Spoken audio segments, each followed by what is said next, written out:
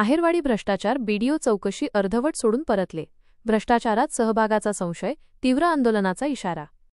येवला नाशिक आहेरवाडी ग्रामपंचायत येथील ग्रामसेवकाच्या कथित भ्रष्टाचाराच्या चौकशीसाठी आलेले येवला पंचायत समितीचे गटविकास अधिकारी बीडीओ यांनी कामाची अर्धवट पाहणी करून काढता पाय घेतला. यामुळे त्यांच्या भूमिकेवर गंभीर प्रश्नचिन्ह उभे राहिले आहे. नेमके काय घडले? अखिल भारतीय भ्रष्टाचार निर्मूलन संघर्ष समिती व ब्रिक्स ह्युमन राईट्स संघटनेने ग्रामसेवकाच्या भ्रष्टाचाराविरोधात चौकशीची मागणी केली होती. गटविकास अधिकारी पाहणीसाठी आले असता त्यांना अनियमितता, काळाबाजार लक्षात येताच त्यांनी कोणतीही सखोल चौकशी न करता तातडीने माघार घेतली. संघटनांचा आरोप, गटविकास अधिकाऱ्यांचे हे वर्तन संशयास्पद असून त्यांचा या भ्रष्टाचारात हात असण्याची शक्यता आहे. तीव्र आंदोलनाचा इशारा. मागणी. गटविकास अधिकारी यांनी उच्चस्तरीय समितीमार्फत भ्रष्टाचाराची चौकशी पूर्ण न केल्यास दोन्ही संघटना तीव्र आंदोलन, मोर्चा व उपोषण करतील. मार्गदर्शक.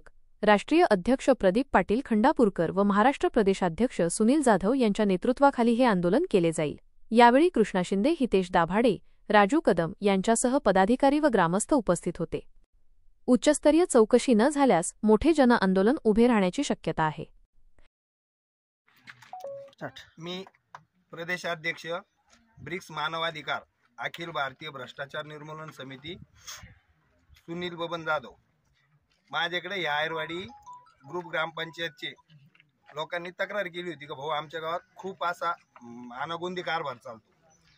ज्या दिवशी यांनी माझ्याकडे तक्रार केली त्या दिवसापासून मी ग्रामसेवकच्या शोधत होतो. माझ्याकडे कॉल डिटेल आहे. मी ग्रामसेवकला फोन करू थकलो. ग्रामसेवक आज येईल, उद्या येईल, परवा येईल. एक दिवस काल त्यांची मासिक मीटिंग होती. त्या मासिक मीटिंगमुळे ग्रामसेवक मला भेटल्यावर मी ग्रामसेवकांना सविस्तर विचारलं सगळं का भाऊसाहेब या गावात पाण्याचा प्रश्न कसा आहे. भाऊसाहेब या गावात मासिक मीटिंग त्यावेळेस जे ग्रामपंचायत सदस्य होते माझ्याबरोबर त्यांनी सांगितलं की आम्हाला कधी यांनी मीटिंगला बोलवलं नाही. माझ्याकडे त्याचे व्हिडिओ आहे. मी ग्रामसेवकांना विचारलं का साहेब मला या लोकांचं तुम्ही मीटिंगला बोलवता का नाही बोलवता ते सांगा. मला यांचं तुम्ही जे अजेंडे वाटतात या लोकांना त्या अजेंड्याचं तुम्ही मला दप्तर दाखवा. त्यांनी मला उत्तर असं उडवडीचं दिलं का मला ते लेखी स्वरूपात द्या. आता लेखी स्वरूपात द्यायला ते आता त्यांच्या ताब्यात दप्तर आहे. त्यांनी आता काय केलं असेल ते मला माहीत नाही. त्याच वेळेस ग्रामपंचायत कर्मचाऱ्याला विचारलं. कर्मचारी बी असं जसं पाहिजे तसं उत्तर देऊ शकलं नाही. त्याच्यानंतर मी त्यांना विचारलं का भाऊसाहेब पाण्याचा कसा प्रश्न. अख्ख्या गावात पाईपलाईन झालेली आहे. विहीर ही सामाजिक वनीकरण हद्दीत आहे.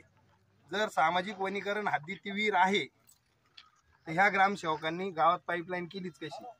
एकच ग्रामसेवक ह्या गावाला 8 वर्षापासून आहे. जर ग्रामसेवकला माहिती आहे आपल्याकडे विहीरच नाही तर ह्या ग्रामसेवकांनी ती पाईपलाईन केली कशी. प्रत्येकाच्या घरापुढे नळ, एक दिवस पाणी आलं तेवढं लोकांना सुख लाभलं. त्याच्यानंतर ह्या गावाला पाणीच नाही. ह्या ग्रामस्थांना तसं विचारलं, त्यांनी मला तसं सांगितलं. त्याच्यानंतर आम्ही ह्या गावची स्मशानभूमी बघायला गेलो. अक्षरशः आत्ता ह्या मिनिटाला बी कोणी बीडीओ साहेब तर आलेच नाही. आत्ताही जरी तुम्ही तिथे स्मशानभूमी बघायला गेले त्या स्मशानभूमीत कमरा एवढं पाणी.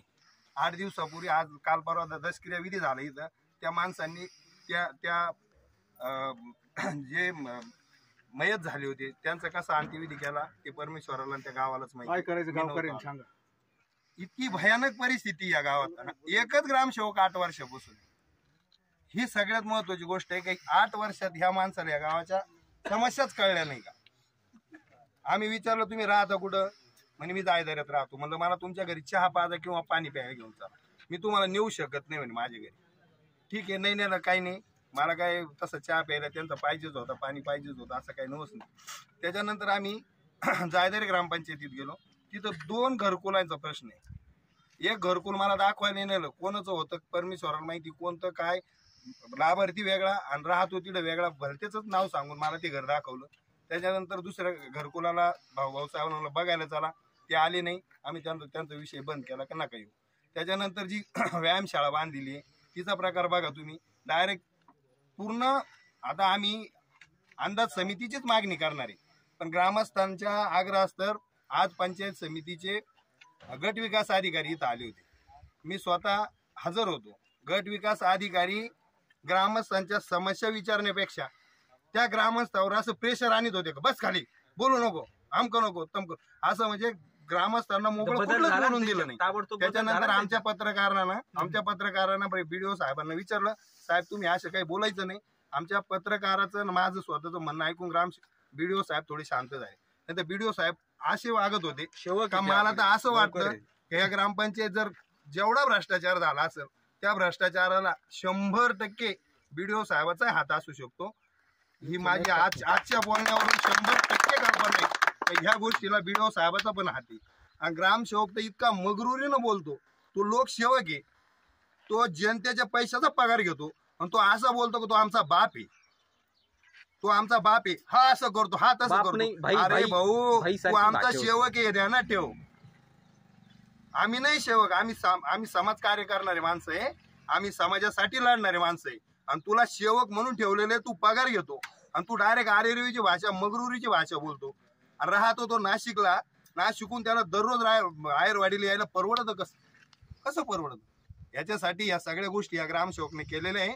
याची आम्ही आज 2 दिवसात BDOला आणि शिव साहेबांना, ग्रामविकास मंत्र्यांना, सगळ्यांकडून आम्ही या गावाच्या 4ही गावच्या ग्रामपंचायतीची अंदाज समितीची मागणी करणार आहे. त्याच्यासाठी आम्हाला आंदोलन करावं लागले चालेल, मोर्चे काढावं लागले चालतील, आणि आमरण उपोषणाला बसायची वेळ आली चालेल.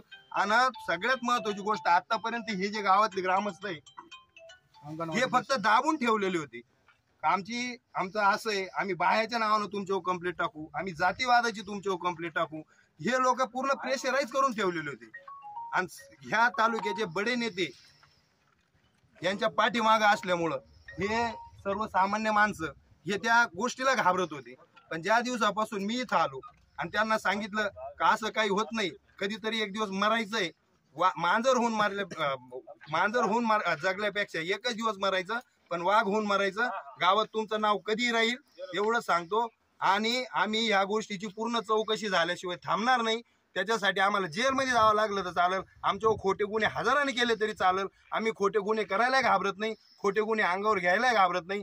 जोपर्यंत ह्या गावाला, ह्या 4ही गावाला न्याय मिळणार नाही तोपर्यंत हा ब्रिक्स मानवाधिकारचा प्रदेशाध्यक्ष सुनील जाधव गप बसणार नाही.